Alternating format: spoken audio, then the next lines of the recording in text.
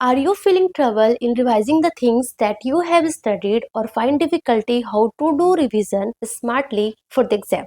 So hi everyone, it's Iram Fatima and I am going to share with you some revision hacks that you should follow during your preparation journey. So hack number 1 is active recall.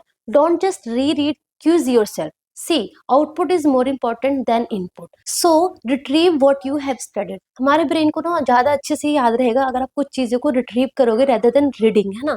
सो आप late suppose आपने कोई topic पढ़ा, let suppose आपने rheumatic fever पढ़ा, आपने पढ़ा, then close your notes and write all the things कि आपने क्या क्या पढ़ा है, कि rheumatic fever what are the pathogenesis, क्या पॉजिटिव एजेंट्स होते हैं, कौन कौन से ऑर्गन्स को इन्वॉल्व करता है, क्या क्या क्लिनिकल फीचर्स होते हैं, क्या हमारे मेजर और माइनर क्राइटेरियाज है। सो ये प्रॉपर लिखो, ठीक है ना। हो सकता है कि आपको 20 to 30% ही चीज़ें आप रिट्रीव कर पाओगे, डेट जो भी आप रिट्रीव कर पाओगे that is very very important कि वो जो 20 to 30% है ना वो बहुत लॉन्ग टाइम तक रहेगा, एंड वो 20 to 30% है, and bar bar again and again आप पढ़ते रहोगे, रिट्रीव करते रहोगे, देन वो आपका 100% में कन्वर्ट हो जाएगा। So this is very very important. Active recall करो, जो भी आप पढ़ रहे हो जस्ट पढ़ के नहीं छोड़ना है, you have to active recall. आपको हर चीज़ एक्टिव रिकॉल करना है, याद करना है, जस्ट रीड नहीं करना, आपको नोट्स को खोल के जस्ट रीड नहीं करना है, आपको खुद ही रिकॉल करना है कि आपने क्या क्या पढ़ा है, या तो आप पेपर पे लिखे या फिर बोल के आपको रिकॉल करने हैं। Then hack number 2 is space repetition. देखो हम जो भी पढ़ते हैं ना विद इन 24 आवर्स में हम 70 to 80% चीजें हम भूल जाते हैं,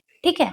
बट इसको हम कैसे कन्वर्ट कर सकते हैं कि हमें ये लॉन्गर टाइम तक याद करें, बाई स्पेस रिपीटेशन। मतलब क्या है, मतलब कि लेट सपोज आपने कोई एक टॉपिक आज पढ़ा, so today is your day 1 of for that topic, then आपको डे 3 पे आपको रिवाइज करना है, देन डे 7 पे रिवाइज करना है, देन डे 14 पे रिवाइज करना है, then your chance to forget is only 10%। 10% ही बोल सकते हो, 90% है कि आपको वो चीज़ें याद रहेगी, लॉन्गर टाइम तक याद रहेगी। बट आप जब स्पेस रिपीटेशन करते हो ना, देन अगेन आपको फॉलो करना है active recall method. Don't just आपको रीड नहीं करना, आपने नोट्स ओपन कर लिया और रीड कर रहे हो, नो, आपको एक्टिव रिकॉल करना है कि आपको याद क्या है। लेट सपोज आपने डे 1 पे पढ़ा, देन डे 3 पे पढ़ने जा रहे हो, so you have to do active recall. आपको पेपर पेंसिल से लिखना है कि आपको क्या क्या चीज़ें याद करना है, याद है आपको अभी तक, एंड देन मैच करना है कि क्या चीज़ें आपको भूल गए हो, देन अगेन उसको एक बार रिवाइज कर लो, ठीक है। देन आपका जो कॉन्सेप्ट है ना, वो जो फॉरगेट जो आप चीज़ें भूल जाते हो, वो आपको लेस देन 10% हो सकता है ना, 90% चीज़ें आपको याद रहेगी। So and hack number 3 is mind mapping and emotional anchors. देखो जब हम कोई मूवी देख के आते हैं ना, हमें वो मूवी इतना अच्छे से लाइक प्रॉपर पूरे स्टेप टू स्टेप याद रहती है कि अभी ये हुआ था, देन ये सीन हुआ, देन वो सीन हुआ, स्टेप बाय स्टेप याद रहती है, प्लस लॉन्ग टाइम तक याद रहती है। कभी भी कोई पूछ ले हम बता सकते हैं उस मूवी के बारे में, ठीक है ना। सो वो क्यों याद रहती है, क्योंकि वो हम इमोशनली उससे अटैच्ड हो जाते हैं ना। सो आप जब पढ़ते हो ना, आप कोई भी टॉपिक पढ़ रहे हो, सो उसको आप या तो माइंड मैपिंग करो, कोई भी आप लाइक ऐसे डायग्राम, कुछ फ्लो चार्ट, इस तरीके का आपको माइंड मैपिंग करनी है, या उसको आपको इमोशनली अटैच होनी है, इमोशनली आपको अटैच करनी है। जैसे कि आपने रूमेटिक फीवर पढ़ा, तो वो एंटीजन आया, वो हमारा गेस्ट हमारे बॉडी के अंदर आया, कौन सा गेस्ट आया, group A beta haemolytic Streptococcus हमारे अंदर आया।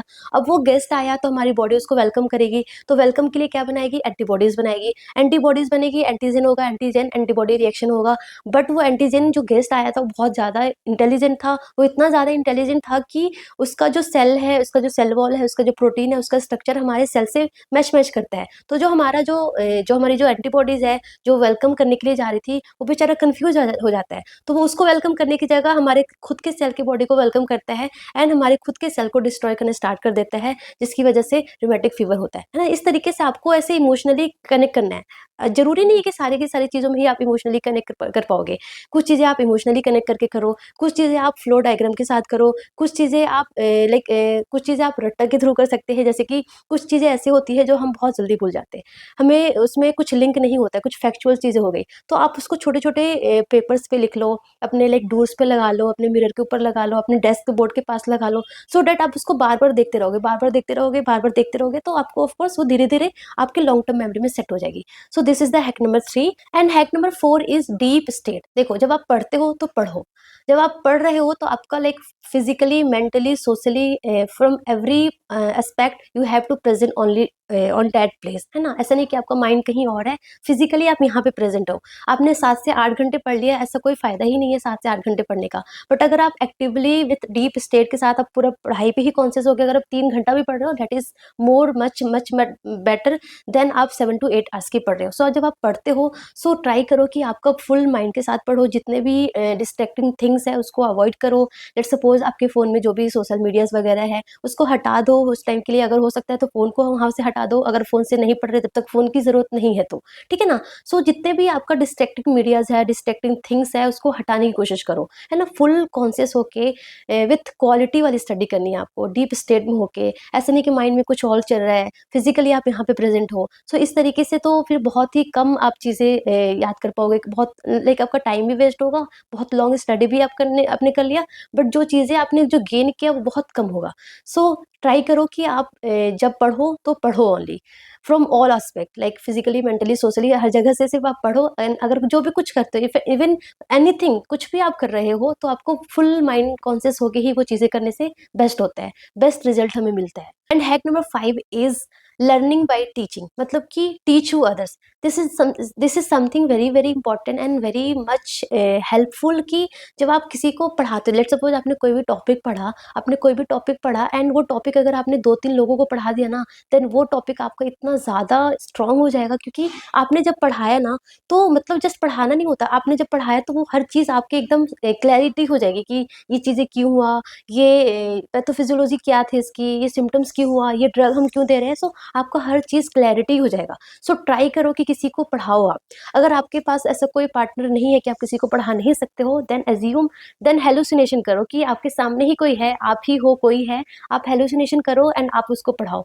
सो जब आप एक्टिव रिकॉल करते हो, सो ट्राई करो कि या तो आप पेपर पे लिख के करो, या फिर ट्राई करो कि आपके सामने कोई बैठा है, आप उसको पढ़ा रहे हो। So this is the biggest, like इससे बहुत अच्छे से एक्टिव रिकॉल हो सकता है। So try to teach others. कोई नहीं है तो हेलुसिनेशन कर लो। Okay, so this 5 revision hack is very very important that you should follow during your revision time.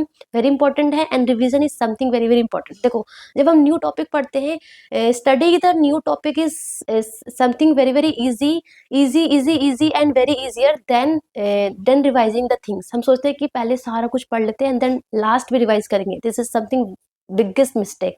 ये कभी नहीं करना है आपको। सबको एकदम साइमल्टेनियसली लेके चलना है, क्योंकि सारे जो सब्जेक्ट्स है ना वो इंटर रिलेटेड है। लेट्स सपोज आप एमएसएन पढ़ रहे हो, आप पीडियाट्रिक्स पढ़ रहे हो, आप ओबीसी पढ़ रहे हो, है ना, आप फंडामेंटल ऑफ नर्सिंग पढ़ रहे हो। सो कुछ चीजें तो उसमें से पक्का आएगी। लेट्स सपोज आप फंडामेंटल ऑफ नर्सिंग में आप इलेक्ट्रोलाइट इम्बैलेंस बैलेंस पढ़ रहे हो, है ना, एमएसएन में आपने रीनल वाला चैप्टर पढ़ रहे हो। सो उसमें वो चीजें आएगी, इंटरकनेक्टेड होगी। तो अगर आप सब कुछ साथ साथ लेकर चल रहे हो तो आपको ना सब कुछ सारे डिजीज की क्लैरिटी, सारे कॉन्सेप्ट्स की क्लैरिटी भी बहुत अच्छी होगी। लेट्स सपोज आप एमएसएन पढ़ रहे हो, पीडियाट्रिक्स भी पढ़ रहे हो, तो आपको अच्छे से क्लैरिटी होगी कि अच्छा एडल्ट में ये प्रॉब्लम हो रहा है, पीडियाट्रिक्स में ये प्रॉब्लम हो रहा है। सो ऐसा नहीं सोचना है आपको कि चलो मैं जैन तक सारा का सारा चैप्टर पहले कंप्लीट कर लेता हूँ, देन फैब से मैं रिवीजन स्टार्ट करूंगी। नो, ये ऐसे बिल्कुल बेकार होगा, क्योंकि जब आप जैन तक, लेट्स सपोज आपने जैन तक सारा सिलेबस कंप्लीट कर लिया, देन आप जैन के लास्ट या फिर फैब से आपने जब रिवीजन स्टार्ट किया ना, देन वो रिवीजन नहीं होगा।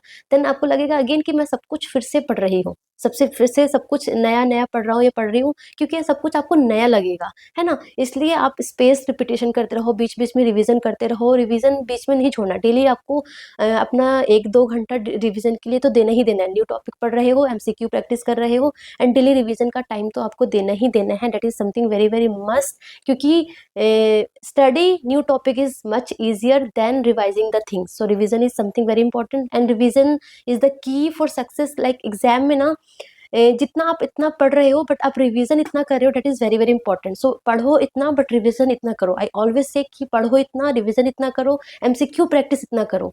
This two thing is very important, revision and MCQ practice. Okay, so that's all about today, and I hope आपकी जो पढ़ाई है, आपका जो स्टडी है, अच्छा चल रहा होगा। एंड जो भी डाउट है प्लीज़ आप कमेंट सेक्शन में पूछो। कोई भी टॉपिक आपको क्लैरिटी करनी है वो पूछो। ऑलरेडी मैं मेडिकल सर्जिकल नर्सिंग कर रही हूँ, एंड लाइक कि नर्वस सिस्टम हो गया है, एंडो हो गया है, कार्डियो सिस्टम भी पूरा कंप्लीट होने वाला है। उसके बाद मैं रेस्पिरेटरी सिस्टम स्टार्ट करूंगी। ठीक है, फंडामेंटल मैंने ऑलरेडी कवर करा दिया है, सीएचएन मैंने ऑलरेडी कवर करा दिया है, पीडियाट्रिक्स के भी कुछ टॉपिक मैंने कवर करा दिए हैं। बाकी जो पीडियाट्रिक्स के टॉपिक है वो मैं लाइक आफ्टर एमएसएन में स्टार्ट करूंगी, एंड आफ्टर एमएसएन में लाइक कि एमसीक्यू प्रैक्टिस भी स्टार्ट करूंगी। एंड लाइक जो बहुत ज़्यादा इंपॉर्टेंट टॉपिक है फॉर ऑल द सब्जेक्ट्स वो भी कंप्लीट कराऊंगी। ठीक है, सो दैट्स ऑल। आप लोग बस अच्छे से पढ़ते रहो। That's all about today. Thank you so much, all the best.